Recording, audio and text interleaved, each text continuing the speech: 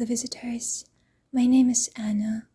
Welcome back to the Witch House, where I read you different stories from around the world. And today I want to start my series of gypsy tales because I know for a fact that few of you have heard them. So I would like to shed some light on this unexplored topic. The story I'm going to read you today is called The Rat King and the Witch. It's not scary at all, except for a little bit. So if you are ready, just close your eyes and listen.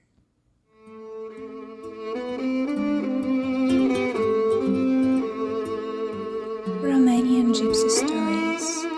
The Rat King and the Witch. It was the Rat King, and he bought 10 ducats worth of victuals. He cooked them, and he put them in a press, and he locked the press, and from night to night posted people to guard the victuals. In the morning, when he looked, he found the platters bare. He did not find anything in them. Then the king said, "I will give the half of my kingdom to whoever shall be found to guard the press, that the victuals may not go a-missing from it." The king had 3 sons. Then the eldest thought within himself, "God, what, give half of the kingdom to a stranger? It were better for me to watch. Be it unto me according to God's will." He went to his father. "Father, all hail. What, give the kingdom to a stranger? It were better for me to watch." And his father said to him, "As God will, only don't be frightened by what you may see." Then he said, "Be it unto me according to God's will." And he went and lay down in the palace. And he put his head on the pillow and remained with his head on the pillow till towards dawn. And a warm sleepy breeze came and lulled him to slumber. And his little sister rose, and she turned a somersault, and her nails became like an axe, with her teeth like a shovel. And she opened the cupboards and ate up everything. Then she became a child again and returned to her place in the cradle, for she was a babe at the breast. The latter rose and told his father that he had seen nothing. His father looked in the press, found the platters bare, no victuals, no anything. His father said, "It would take a better man than you, and even he might do nothing." His middle son also said, "Father, all hail, I'm going to watch tonight." "Go, dear, only play the man. Be it unto me according to God's will." And he went into the palace and put his head on the pillow. And at 10 o'clock came a warm breeze, and sleep seized him. Up rose his sister, and unwound herself from the swelling bands, and turned a somersault, and her teeth became like a shovel, and her nails like an axe. And she went to the press and opened it, and ate off the platters which she found. She ate it all, and turned a somersault again, and went back to her place in the cradle. Day broke, and the latter rose, and his father asked him, and said, "It would take a better man than you, and even he might do naught for me, if he were as poor a creature as you." The youngest son arose. "Father, all hail. Give me also leave to watch the cupboard by night." "Go, dear, only don't be frightened with what you see." "Be it unto me according to God's will," said the lad. And he went and took 4 needles, and lay down with his head on the pillow. And he stuck the 4 needles in 4 places. When sleep seized him, he knocked his head against the needle, so he stayed awake until 10 o'clock. And his sister arose from her cradle, and he saw, and she turned a somersault, and he was watching her. And her teeth became like a shovel, and her nails like an axe. And she went to the press and ate up everything. She left the platters bare, and she turned a somersault, and became tiny again as she was. Went to her cradle. The lad, when he saw that, trembled with fear. It seemed to him 10 years till daybreak. And he arose and went to his father. "Father, all hail." Then his father asked him, "Did see anything, Tarkin?" "What did I see?" What did I not see? Give me money and a horse fit to carry the money, for I am away to marry me. His father gave him a couple of sacks of ducats, and he put them on his horse. The lad went and made a hole in the border of the city. He made a chest of stone, and put all the money there and buried it. He placed the stone cross above and departed, and he journeyed 8 years, and came to the queen of all the birds that fly. And the queen of the birds asked him, Whither away, Peterkin?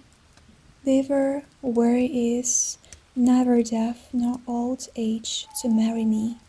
The queen said to him, Here is never death nor old age.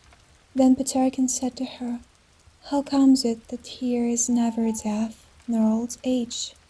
Then she said to him, When I whittle away the woods of all this forest, then death will come and take me and old age.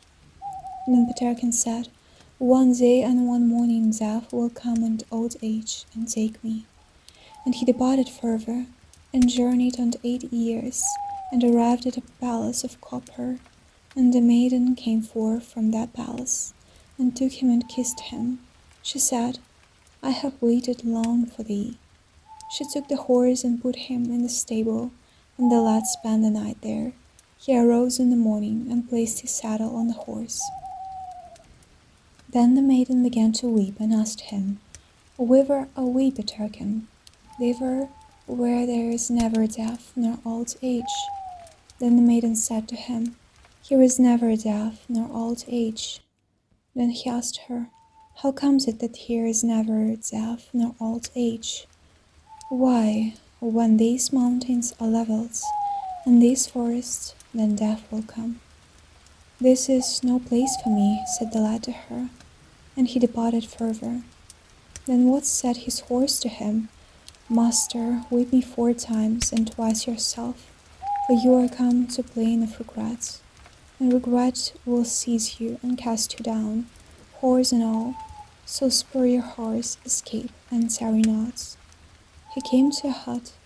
In that hut he beholds a lad, as it were 10 years old, who asked him, What seekest thou, Peterkin, here? I seek the place where there is never death nor old age. The lad said, Here is never death nor old age. I am the wind. Then Peterkin said, Never, never will I go from here. And he dwelt there 100 years, and grew no older. There the lad dwelt, and he went out to hunt in the mountains of gold and silver, and he could scarce carry home the game. Then what said the wind to him? Peterkin, go unto all the mountains of gold, and unto the mountains of silver, but go not to the mountain of regrets, or to the valley of grief. He heeded not, but went to the mountain of regrets, and the valley of grief, and grief cast him down. He wept till his eyes were full. And he went to the winds, I am going home to my father. I will not stay longer.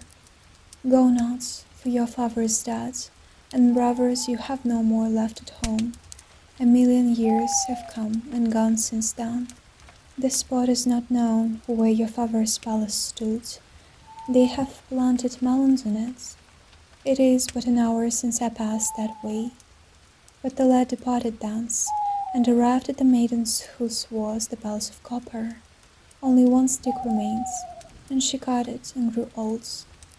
As he knocked at the door, the stick fell, and she died. He buried her, and departed thence. And he came to the queen of the birds in the great forest. Only 1 branch remains, and that was all but true. When she saw him, she said, Peterkin, thou art quite young. Then he said to her, Dost thou remember telling me to tarry here? As she pressed and broke through the branch, she too fell and died. He came where his father's palace stood, and looked about him. There was no palace, no anything.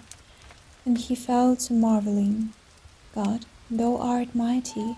He only recognized his father's well, and went to it. His sister, the witch, when she saw him, said to him, "I have waited long for you, dog." She rushed at him to devour him, but he made the sign of the cross, and she perished. And he departed thence, and came on, an old man with his beard down to his belt. "Father, where is the palace of the Red King? I am his son." "What is this?" said the old man. "Thou tellest me that thou art his son. My father's father has told me of the Red King. His very city is no more. Dost thou not see? It is vanished. And dost thou tell me that thou art the Red King's son? It is not 20 years, old man, since I departed from my father. And dost thou tell me that thou knowest not my father? It was 1,000,000 years since he had left his home. Follow me, if thou dost not believe me."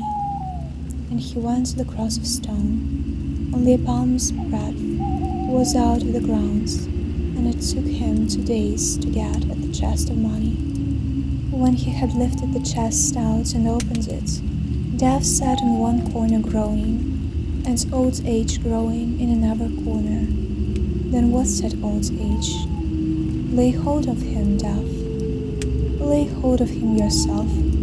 Old Age laid hold of him in front, and Death laid hold of him behind. The old man took and buried him decently, and planted the cross near him. And the old man took the money, and also the horse.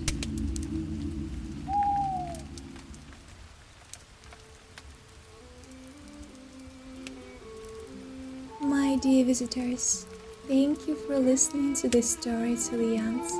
I hope you liked today's fairy tale. If you want to hear more stories like this, don't forget to like this video, leave me a comment, and subscribe to my channel. I wish you the most beautiful dreams.